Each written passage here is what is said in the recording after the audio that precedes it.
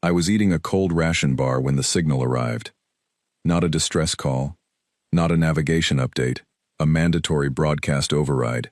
The kind that only 3 entities in the known galaxy could trigger: the Galactic Concord's full council, the Concord's Supreme Chancellor, or a sitting emperor with majority sign-off. The kind of signal that had not fired in over 200 years. My name is Liam Cole. I am 31 years old.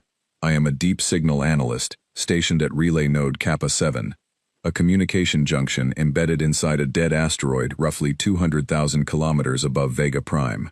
On a normal day, my job is to listen, to sort, to log, to send reports that nobody reads, to a department that nobody visits, on a station that most people in the Galactic Concord do not know exists. That day was not a normal day. The broadcast came in at 09:14 station time. My console lit up across every frequency simultaneously. That should not be possible. Signal does not behave that way unless someone with enormous resources forces it to. I dropped the ration bar and pulled up the source identifier.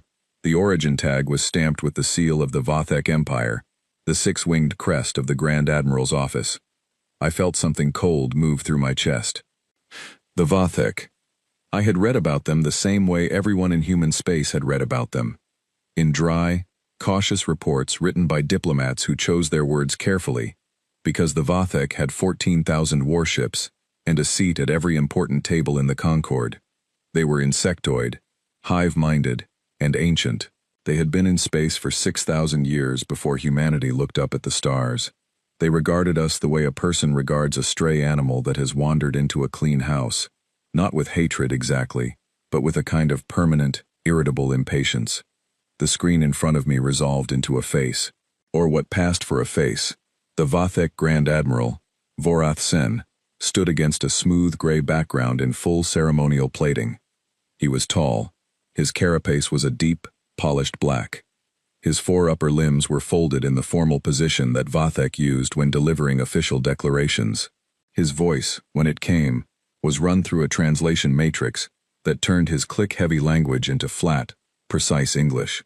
"Citizens of the Galactic Concord," he said, "this broadcast is issued in accordance with Concord Resolution 7714, Emergency Territorial Validation Protocol. The human colony designated Vega Prime has been subject to a closed environmental review. The review, completed under Article 9 of the Concord's Planetary Usage Charter, found that the human presence on this world constitutes an ongoing violation of pre-existing ecological claim filed by the Vathek Empire in the year 3041 of the Standard Galactic Calendar." I stared at the screen. Vega Prime. My screen showed the planet hanging below me through the visual array. A blue and green world, big as a promise. 10.3 billion people. Farmers and engineers and doctors and children in school uniforms and old men growing vegetables in pressurized gardens, and young couples arguing about what to have for dinner. 10.3 billion ordinary human lives stacked up in cities and towns and outpost settlements, spread across 3 continents and 2 ocean platforms. Under this finding, Vorath Sen continued, the Vathek Empire is authorized to initiate reclamation procedures. A response window of 60 seconds is hereby extended to the Human Administrative Authority. Failure to respond will be interpreted as voluntary concession. 60 seconds. I grabbed my comm panel and started sending. Emergency channels, Earth Relay, Vega Prime's planetary government, the Concord's human delegation. Every frequency I had authorization to touch, and 3 I did not. My fingers moved faster than I had ever moved them in my life. I transmitted the broadcast signal, the source identifier, and a single 4-word message: respond now or never. The 60 seconds passed. No response came from Earth. Not because they did not care. Because the notification that should have triggered their emergency protocols, the legal notice that preceded the broadcast, had been buried inside 47 layers of Concord procedural code, routed through 6 administrative sub-offices, and delivered to a committee that met once every 3 galactic months. The window was a formality. It had never been meant to be answered. At 09:15 and 40 seconds, the Vathek fleet uncloaked. I watched it happen on my deep scan array. 400 warships appearing out of nothing above the curve of Vega Prime's atmosphere, their hulls catching the local star's light like a wall of dark mirrors. They moved in absolute formation. No hesitation. No variation. They had been holding position for what my array told me was at least 6 hours, waiting in perfect silence for the moment the Admiral gave the word. The first strike hit the planetary shield grid. Then the second. Then they stopped counting in singles and the array started logging impact events by clusters. I could not look away. I know that sounds strange. I know most people, reading this, will wonder why I did not shut off the screen, why I did not curl into the corner of my tiny station and close my eyes and pray. I cannot explain it fully except to say that I am a signal analyst. My entire life has been built around the act of watching, recording, and understanding.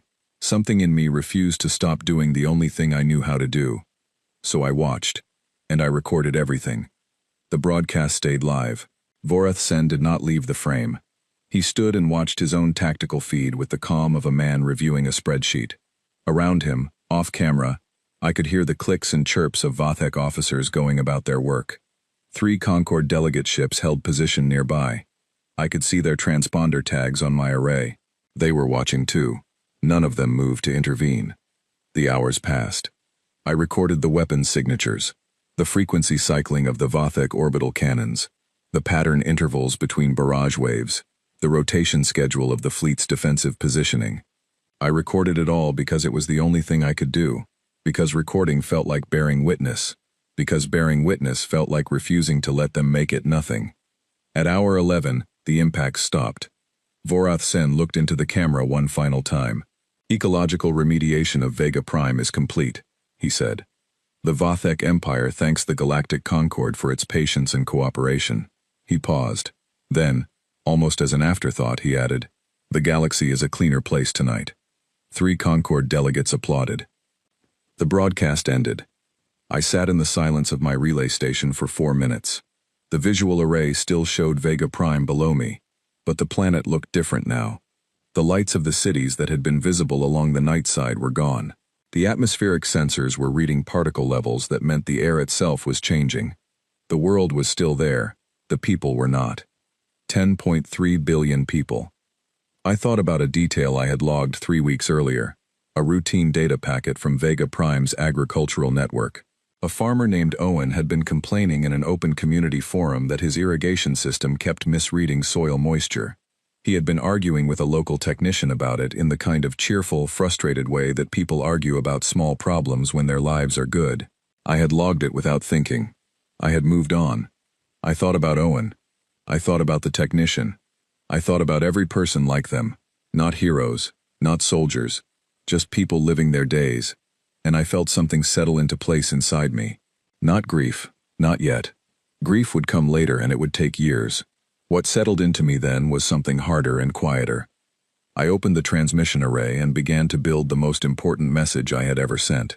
I addressed it to Earth Fleet Command, the Concord's human delegation, every human news relay I could reach, and every open channel broadcast frequency in the accessible network. I attached 11 hours of full-quality sensor recordings, every weapons signature, every tactical pattern, every impact event logged to the microsecond, and at the end of the data package, I added 63 words of plain text. I did not write them in anger. I wrote them carefully, the same way I wrote every log report, because careful words last longer than angry ones. The message said, they did this in front of the entire galaxy because they believed we would accept it. They believed we would calculate the odds, see the number of their ships against ours, and decide that survival meant silence. I am transmitting everything I recorded because the first thing we need to do is understand exactly how they did it. Send this to every engineer, every fleet commander, and every analyst you have. I will be in touch. I signed it with my station ID and my name. Then I pushed back from the console, looked out the small viewport at the stars, and started pulling apart my communications array. I had components that most relay stations did not carry. Deep-range quantum modulators, signal-folding hardware, equipment designed for the kind of long-distance eavesdropping that was technically legal in the Concord's outer zones if you had the right clearance, which I did, because my department was so obscure that no one had ever thought to revoke it. I had spent 11 hours watching how they operated. Now I was going to spend however long it took figuring out how to go back inside. My hands were shaking when I started. By the time I reached the second component panel, They had stopped. The message from Liam Cole reached Earth Fleet Command 42 minutes after transmission. It was marked Priority 1 by the automated system, flagged by 2 duty officers, and placed on Admiral Nina Holt's desk within the hour. Nina read it once. Then she read the attached data, all of it. She was 54 years old. She had spent 30 years in the fleet, most of it in logistics and strategic planning, a career path that people in combat commands sometimes called unglamorous. She had never commanded a ship in active combat. She had, however, spent 3 decades studying every major military engagement in Concorde history, mapping supply lines, modeling fleet behavior, and writing papers on logistical vulnerability that nobody in Earth's government had taken seriously until this moment. She read Liam's data package for 40 minutes without speaking. When she finished, she set the report down on her desk, looked at her communications officer, and said, "Get me every department head, not by message, in person, 20 minutes. The room filled in 18. Nina did not make speeches. She pulled up the tactical data on the room's central display and started talking. She talked about weapons frequency cycling and what it meant for shield countermeasures. She talked about the fleet rotation patterns Liam had logged and where they created blind intervals. She talked about supply infrastructure, the thing that nobody liked to discuss because it was boring and essential, and the single most reliable way to dismantle something large. They have 14,000 ships, she said. We have 220. That gap does not close in a conventional engagement, so we are not going to have a conventional engagement. She paused and let that sit. We are going to have several very specific, very well-timed engagements. And before any of that, we are going to build something we have never built before. Which is? Asked Fleet Engineer Patrick Doyle. A fleet that nobody can see, Nina said. The Articles of Reckoning were signed by every human government, every independent colony authority, and every human crewed station in the known network within 48 hours of the broadcast. The speed of it startled the Concorde's observers. It should not have. Humans had spent 200 years failing to agree on trade routes, tax policy, territorial boundaries, and 100 other things. But every species has a thing that makes them stop arguing and stand together. For humanity, it turned out, the thing was this. The Concorde sent 3 diplomatic envoys to Earth in the first week. Nina had their ships rerouted to a holding position near the debris field that had been Vega Prime's orbital infrastructure, a field of broken metal and dead satellite components that her navigation team had already begun logging and cataloging. The envoys held position there for 6 hours before the Concorde recalled them. Nina never answered their transmissions. She was busy. The engineering teams worked in 3-hour rotations because nobody would agree to sleep for longer than that. Liam's data gave them the Vothek weapons frequency cycling, and human engineers, given a pattern to reverse engineer, behaved the way they always had, not methodically, not patiently, in a furious, competitive, slightly irrational sprint, driven by the particular energy that comes from a problem that absolutely must be solved and cannot wait. The lead engineer on the Shield Countermeasures project was a woman named Caroline Webb, who had not left the design bay in 4 days and communicated primarily through handwritten notes pushed under doors because she found voice communication too slow. She cracked the primary frequency adaptation in 71 hours. It should have taken a month, Patrick told Nina. I know, Nina said. She worked out 2 sub-problems that 3 separate Concorde research bodies have been trying to solve for a decade. I know. Patrick looked at her. You expected this. Nina looked back at him. Grief, she said, is the fastest engine our species has ever produced. I have always known that. I just never wanted to be right about it. 180 of humanity's 220 ships were stripped of their transponders, reduced to minimum power signatures, and sent out under what Nina called the Ghost Fleet Protocol. The routes they took were not the safe routes. They were the routes that ran through unmapped drift zones and unstable relay gaps, passages that other species avoided because the navigation risk was too high. Human pilots took them because the protocol required it, and because every one of them had seen the broadcast, and none of them were in a mood to go the safe way. The remaining 40 ships stayed visible. They responded to Concorde inquiries. They filed routine patrol reports. They were the face that Nina showed to anyone watching. Vorath Sen made a public offer of resettlement terms 2 weeks after the broadcast. He transmitted it on an open channel, galaxy-wide, in the same format as the original declaration. The gesture was deliberate, a display of confidence so absolute it read as contempt. The Vathek expected the math to work on humanity the same way it worked on everyone else. Show an opponent the scale of the gap between you and them, and they will eventually choose survival over pride. Humanity's official response was transmitted the next morning. No text, no demands, no diplomatic language, just an image file, a cycling display of faces. The recorded faces of every person confirmed deceased on Vega Prime, drawn from the colony's identity registry. 1 face per second. At 10.3 billion faces, the cycle would take 326 years to complete. Nina received a private transmission from the Sail delegation 2 days later. The Sail were the oldest continuously spacefaring species in the Concord. 800 years of strict isolationism, no public statements, no votes, no entanglements. Their message was 4 words long. It said, "You are not alone." Nina read it 3 times. Then she filed it in a locked folder and went back to work. She was standing at the navigation table, running the approach vectors for the 19th time, when the tight beam came in from deep space. The signal was barely there, threaded through layers of Vathek relay traffic, disguised as routine maintenance data. Her signals officer almost flagged it as noise. Almost. When it resolved, the voice on the other end was Liam Coles. He sounded tired. He sounded very far away. And he sounded like a man who had found something that he was not yet sure how to describe. "I'm inside their network," he said. "Not physically. Electronically. I rode their own supply traffic in. They use open internal routing between relay nodes, because they never thought anyone would be close enough to exploit it.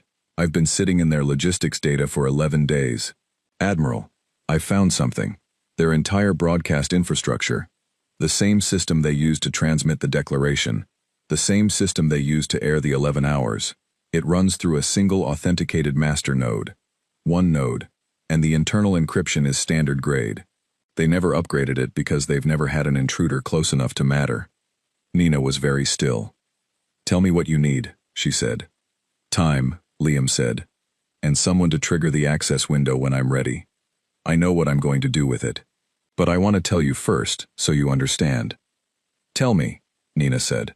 And he did. When he finished, she was quiet for a long moment. "That's not what I expected," she said. "No," he said. "But I think it's the right thing. And I think you know it too." She did not answer immediately. She looked out the viewport at the stars. The same stars that had been there before the broadcast. Unchanged. Indifferent. Going on the way stars always go on. "How long do you need?" she asked. "Give me 3 weeks," he said. "Then watch every open channel." He cut the signal. Nina stood at the viewport for another minute. Then she turned back to the navigation table and began reworking the timing for the Ghost Fleet's final approach. If Liam needed 3 weeks, she would give him exactly 3 weeks. And on the day he moved, she would move too. She pulled up the mission log and added a single note at the top of the file. Initiated. Liam had been alone for 22 days.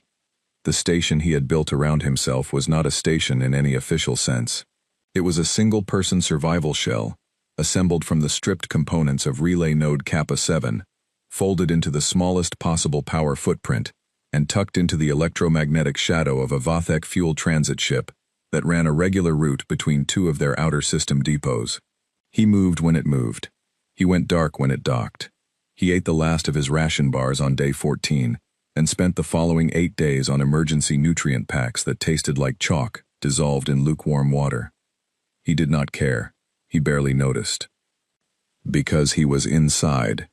Not physically, as he had told Nina, but in every way that mattered. He had threaded himself into the Vathek internal relay network through a gap in their logistics routing that was, by any reasonable measure, not supposed to exist. The Vathek used open internal packet routing between their supply chain nodes because their empire was old and their infrastructure was older, and the systems that ran it had been built in layers over centuries. Each new layer added on top of the last, without anyone going back to clean up what was underneath. The result was a network that, at its deep core, still ran on protocols from an era before the Vathek had heard of encryption.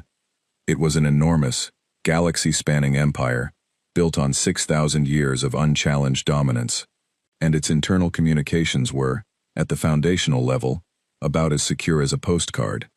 Liam moved through it carefully. He did not take anything. He did not change anything. He watched. He read. He mapped. He built a picture of the Vathek command network so complete that, by day 18, he could have told you the rotation schedule of every fleet unit in the outer sectors, the supply levels of 14 major military depots, and the administrative access credentials for the Empire's primary broadcast authentication node. That last one he had found on day 9. He had stared at it for a long time. The broadcast system that had aired Vega Prime's destruction to the entire galaxy was not a separate military asset. It was tied directly into the Vathek Empire's standard public information network, the same system that carried their internal news, their administrative announcements, their cultural programming. The Grand Admiral had commandeered it for the declaration, the same way a head of government commandeers a public channel for an emergency address. He had plugged in, aired what he wanted the galaxy to see, and plugged out. Which meant the system was still there, accessible, and because no one had ever been inside the Vathek network before, the authentication credentials had never been rotated. They were sitting in a logistics admin file, unchanged since the last system update 14 months ago. Liam looked at those credentials for 3 days before he decided what to do with them. The obvious use was a weapon. He could use broadcast access to flood the Vathek military network with false orders. He could transmit misinformation about Earth fleet positions. He could engineer a strategic deception on a scale that no human intelligence operation had ever attempted. He had spent 2 days quietly sketching out what that would look like, because he was thorough, and because he needed to understand every option before he chose one. But the more he thought about it, the more he came back to a different question. Not what damage could he do, but what did the galaxy actually need to see? Because the galaxy had watched 11 hours of the Vega Prime massacre, and then gone mostly quiet. 3 species had made public statements. 40-odd had filed diplomatic complaints through Concord channels. But the broad, terrible truth was that most of the Concord's member civilizations had looked at what the Vathek did and calculated the same math that the Vathek expected every species to calculate. The Vathek were powerful. The humans were not. The massacre was terrible, but it was, from a certain cold distance, manageable. Something that could be mourned without being acted upon. Something that could be filed and moved past. That calculation was possible, Liam realized, because the Concorde had only seen the event from the outside. They had seen the fleet arrive. They had seen the barrage. They had seen the planet fall silent. But they had not seen the 11 hours the way Liam had seen them, from 200,000 kilometers above, with every sensor array he had pointed at the surface, logging not just the weapons impacts but everything else. The communication traffic from the surface. The emergency signals. The public broadcast channels on Vega Prime that had kept transmitting for the first 2 hours, carrying ordinary things. A music program that did not know to stop. A weather update that went out on schedule. A community radio host who kept talking because he did not know what else to do, because talking was the only act of normalcy left to him. Liam had all of it. He also had 200 years of Vathek territorial violations. Every instance of a human settlement that had been pressured to relocate. Every resource claim that had been quietly invalidated. Every treaty clause that had been reinterpreted in the Concorde's legal archives to mean something slightly different from what it had originally said. He had spent 3 days pulling it from the Vathek's own internal historical records, which they kept with meticulous pride, because they considered their legal maneuvering a form of art. He assembled all of it into a single package. Then he added one more thing. At the very end, after the legal records and the sensor data, and the 200 years of documentation, he added 40 minutes of audio from Vega Prime's public broadcast channels during the first 2 hours of the attack. Ordinary voices. A child in a school emergency shelter, singing a song to herself, barely audible. A man on an open channel telling people in the coastal districts to move inland, his voice steady and calm, managing other people's fear before his own. 2 elderly women on a community radio frequency talking to each other in the quiet way of people who have known each other for 50 years and have run out of practical things to say. He did not frame it. He did not explain it. He put it at the end and let it sit there, because some things explain themselves if you give them enough silence around them. At the 3-week mark, he opened a tight beam to Nina's ship. "I'm ready," he said. "So are we," she said. "Go." He accessed the Vathek broadcast authentication node with the credentials he had found in the logistics file. The system accepted them without hesitation. He opened a galaxy-wide mandatory override channel, the same type that Vorath Sen had used for his declaration, and began the upload. The package was large. It took 6 minutes to fully transmit. For 6 hours, the Vathek broadcast network aired humanity's truth to the entire Concord galaxy. The legal record, the sensor data, the voices, all of it. The Vathek's own communication system, which they had used to announce the death of a world, now carried the story of the people who had lived on it. The Grand Admiral's technical teams shut it down after 6 hours. By then it did not matter. The package had been received, copied, and retransmitted by approximately 40 independent relay stations across the Concord, 6 of which belonged to species that had been quietly waiting for a reason to act. Liam logged the shutdown and sat back in his survival shell for the first time in 3 weeks. He was thin. He smelled terrible. His eyes hurt from the screen light, and his back had developed a persistent ache from the improvised seat he had built out of equipment cases. He ate the last nutrient pack. Outside his small viewport, the Vathek fuel transit ship he had been shadowing was docking at a depot. He would need to move soon. Before he did, he opened his personal log and recorded a short entry. He did not know if anyone would ever hear it. He recorded it anyway because he had always kept good records, and because it felt important to say it out loud at least once. "They showed the galaxy what they wanted it to see," he said. "I showed it what was true. I don't know yet which one is more powerful, but I know which one I am able to live with." He closed the log. He disconnected from the Vathek network, carefully, leaving no traces. He had already planted one thing before he left, a dormant signal tag, buried in the command network's maintenance layer, invisible to standard scans, waiting for an activation key that only Nina carried. He had placed it not in any weapons system or command relay, but in the Grand Admiral's personal communications interface. A small thing. Quiet. Patient. He maneuvered his shell out of the depot's electromagnetic shadow and began the long journey back through the drift zones. Behind him, across the Concord's vast network, the conversation had already begun. Nina received the Concord's emergency session notice at 06 o'clock. She did not read it immediately. She was standing at the central navigation table with her planning team, making the last adjustments to the Ghost Fleet approach vectors, and she had a rule about not reading administrative messages during final planning windows. At 06:47, she set down her stylus, picked up the notice, and read it. The Concorde had called a full emergency session. Every member species. The subject line of the notice was unprecedented. It did not list a policy item or a territorial dispute. It simply read, "The question of humanity." For 200 years, humanity had appeared before the Concorde as a subject to be managed. This was the first time the phrase suggested something else. Nina put the notice in her pocket and went back to the table. At 09 o'clock on the 24th day since the broadcast, she gave the order. The signal went out on a tight beam to all 180 Ghost Fleet ships, spread across 14 locations deep in Vathek-controlled space. The ships had been holding position for between 8 and 16 days, running cold, waiting. Each ship's captain had received their specific target package before departure. They had spent the waiting period running simulations, checking systems, and doing the very human thing of finding ways to fill silence. The targets were not warships. Nina had spent the first week after the broadcast studying 3,000 years of Vathek military history, and she had found the pattern she was looking for. Every species the Vathek had ever defeated, and there were many, had followed the same sequence. Absorb the initial shock, assess the military gap, attempt a direct confrontation, lose, accept terms. The gap was real. 180 human ships could not defeat 14,000 Vathek warships in direct combat. Nina had no interest in direct combat. What she had was Liam's data. 14 days of Vathek internal logistics records, which told her something that no external analysis ever could.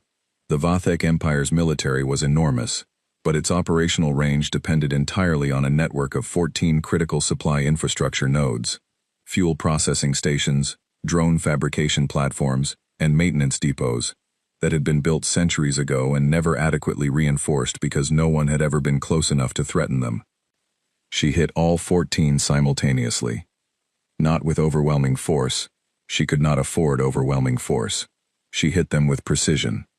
Each Ghost Fleet unit had spent its waiting time calculating the exact strike pattern that would disable the node's operational capacity, without triggering a prolonged defense response. Fast, targeted, and gone before the Vathek could scramble a coordinated reply. The strikes took 11 minutes from first impact to last. Liam's dormant signal tag activated at Nina's command at 0912, 2 minutes into the strike window. It locked Vorath Sen out of his personal communications interface. He could receive incoming signals. He could not send orders.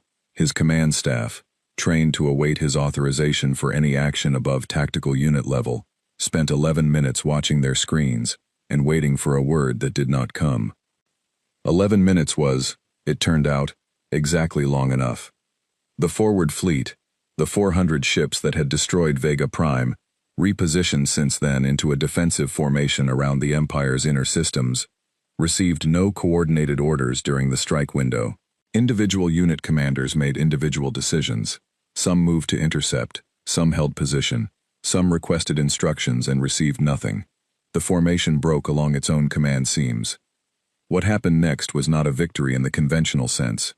It was a sustained, grinding, 7-hour engagement between the Ghost Fleet's 180 ships and the fragments of a 400-ship fleet that could not agree on what it was supposed to be doing. Human pilots flew patterns that the Vathek tactical systems flagged repeatedly as non-optimal, because the patterns accepted higher individual ship risk in exchange for collective positional advantage, and the Vathek models were calibrated to opponents who prioritized survival. Caroline Webb's countermeasures handled 60% of the Vathek weapons frequencies. The remaining 40% hit. Nina lost 40 ships. She had expected to lose 60. At hour 7, the Vathek forward fleet's remaining units withdrew. Not in formation, in groups, pulling back toward the inner systems. No coordinated retreat order had been issued. They left because the individual unit commanders had run their own calculations and reached their own conclusions. Nina stood at the viewport for a long moment after the last Vathek signal disappeared from the scan array. Patrick came to stand beside her. He was quiet for a minute. 40 ships, he said. Yes, she said. 1,120 people. Yes. Another silence. The Concord session starts in 4 hours, Patrick said. I know. Nina did not look away from the stars. Send Vorath Sen a message before I go. Private channel. No diplomatic framing. Just text. What should it say? She thought about the broadcast. She thought about 11 hours. She thought about Owen the farmer and the community radio host who kept talking because he did not know what else to do. She thought about 40 ships and 1,120 names she would need to learn before she slept. Tell him, she said. Now you know what it felt like. Patrick wrote it down. He went to send it. Nina straightened her collar, picked up the Concord session notice from her pocket, and began preparing to walk into a room where, for the first time in human history, her species was not the smallest thing at the table. Liam had never been inside the Concord Grand Assembly before. He had seen images of it, the way most people had, architectural photographs in school materials, the occasional broadcast of a major vote, the stylized illustrations in political history texts. Nothing in any of those had prepared him for the scale of it. The chamber was carved from the interior of an asteroid that had been hollowed out over 4 centuries, and gradually fitted with the infrastructure of a civilization's most important room. The seating tiers rose in a wide curve, 140 sections, each one fitted for the biology of a different species. The floor was a single piece of pale stone, unmarked except for the speaker's position at the center. A plain circle 2 meters across, with nothing in it except the expectation that you would fill it with something worth hearing. Liam walked to the center and stopped. He was wearing clean clothes. Someone on Nina's ship had found him a set in approximately his size. He had managed a shower and something approaching a decent sleep during the transit, though the nutrient-packed diet of the past several weeks had left him thinner than he had ever been. and his hands still had the faint tremor that he had noticed during his last few days inside the Vathek network, the kind that comes from sustained intensity that the body has not quite released yet. He looked at the tiers, 140 species. Some he recognized from images. Most he did not. They were all looking at him. He had been chosen by Earth's emergency government because he had been there at the beginning, because he had watched the 11 hours and recorded them, because he had gone back into the Vathek network alone and found a way to do something with the truth. These were the reasons the government had given. Liam suspected there was a simpler reason underneath them all. He was not a politician. He was not a general. He was not carrying anyone's agenda into this room except his own. He had written his statement himself. He had written it in the same way he wrote everything, carefully, with attention to what each word actually meant, without extra weight. He did not spend much time on what the Vathek had done. Everyone in the room had seen the broadcast. Everyone had now seen his own transmission, the legal records, the sensor data, the voices. He did not need to re-argue the evidence. It was in the room already. It was in every delegate who had sat through 40 minutes of audio from a world in its last hours and heard two elderly women talking to each other in the quiet way of people who have run out of practical things to say. Instead, he spent most of his statement talking about what he was laying on the floor of this chamber. Not a demand for revenge, not a claim for territory or reparations. A document. The Articles of Galactic Accountability. It was not a long document. He had written it in plain language on purpose, because he had spent enough time in communications to know that complexity is where important things go to die. It contained 4 provisions. First, any deliberate military action against a sapient civilian population would be classified as a crime against the Concord, regardless of the legal framework used to justify it. Second, no legal mechanism, including the Planetary Usage Charter, the Environmental Review Protocol, or any equivalent instrument, could be used to authorize such an action. Third, any species that carried out such an action would be subject to immediate mandatory tribunal, convened from member species with no prior military or treaty involvement. Fourth, any member species that witnessed such an action and took no action to prevent or respond to it would be subject to a formal review of their Concord standing. The fourth provision was the one that made the chamber uncomfortable. Liam had written it on purpose. He finished speaking. He stepped back. He waited. The Sale delegate rose first. The Sale were tall and very still, the way things are still when they have decided to be still on purpose. Their delegate had not spoken in any recorded Concord session in 800 years. When she opened her mouth, the chamber went so quiet that Liam could hear the ventilation system cycling in the walls. "We second the motion," she said. 41 species voted to support the articles within the hour. The remaining 99 were not opposed. Most were calculating. It is the nature of political bodies that a certain number of their members will wait to see which direction the majority is moving before they commit. By the end of the session's first day, the voting total stood at 87 in favor, none opposed, and 53 abstaining. The abstentions would continue to drop over the following week, as the arithmetic of the situation became undeniable. The Vathek Grand Admiral was taken into Concord custody at 14 o'clock, on the third day of the session, by a joint security team drawn from 4 species. He did not resist. His empire's logistical collapse, triggered by the simultaneous loss of 14 critical infrastructure nodes, had spent the previous week moving faster than his administration could respond to. Trade routes were suspended by 8 Concord members. Supply agreements were frozen. 3 species that had previously depended on Vathek military protection for border security quietly opened independent negotiations with neighboring systems.